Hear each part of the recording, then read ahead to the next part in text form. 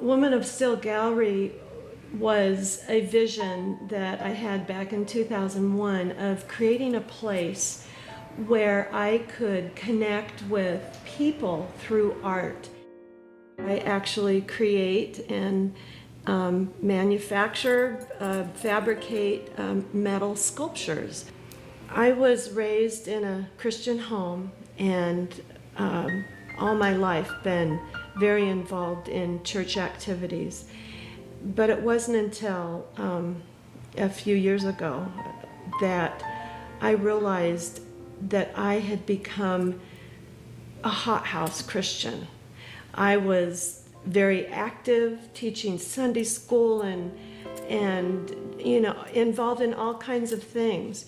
But I was not breaking outside of the walls of the church in any effective way. I very clearly, not audibly, but understood Christ's call to me personally, and that it was time for me to break out and move into the world, into where, the tax collectors and sinners and this gallery is that kind of venue where art just draws people, and using the medium of metal to communicate different ideas and concepts that were a silent but very visible and powerful way that people could pick up messages about and even question themselves about, well, what is love? What is freedom?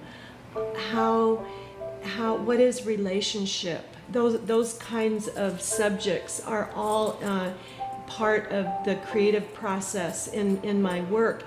And so the gallery gives a place for people to come in, see artwork, sit at the wine bar, have a glass of wine, interconnect with the creative process, because there's observation windows into the welding studio, and then speak with the artist. So it's an avenue, a way, a tool for me to for people to talk and dialogue about things that are important. Currently, and actually this has been going on, I'm going on my third year of Liberty Tours, and this is a sculpture, Liberty Let's Roll, that was inspired right after 9/11 of the Statue of Liberty doing a kickbox move. And I was inspired to create this piece when I woke up to the truth about freedom and liberty, and understood really for the first time how cavalier I had been taking freedom.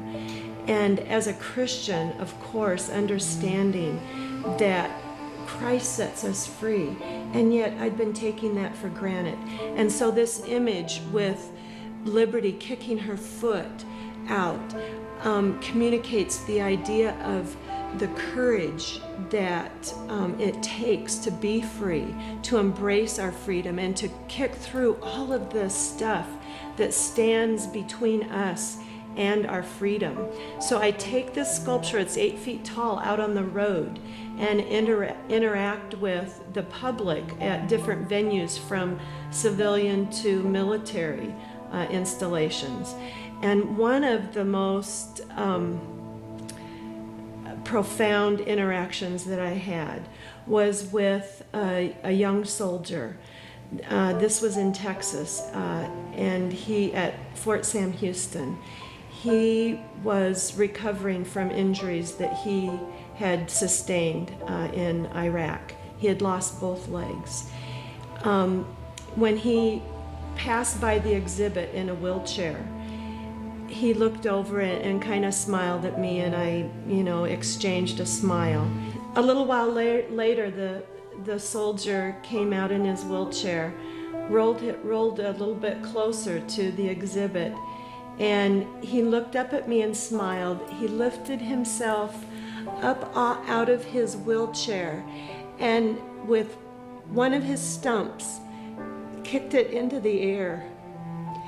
And with that one gesture, I knew that he understood that, the courage that it takes to be free. He had given, obviously an enormous part of himself to protecting freedom. And I was so impacted once again by the sacrifice that people make, and then of course ultimately what our Lord has made.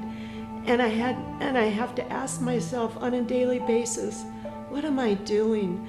Am I really embracing the beautiful mercy that has been so graciously extended to us?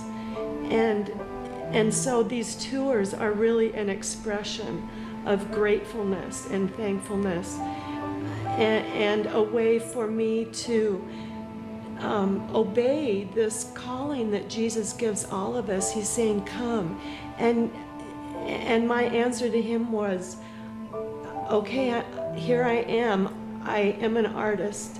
These are my 5 loaves and fishes. I'm not sure what you can do with them, but this is yours. When you're free, you move. I am free. Christ has set me free. He asks us to move. And so that's exactly what I am obeying. I heard the call and I'm moving.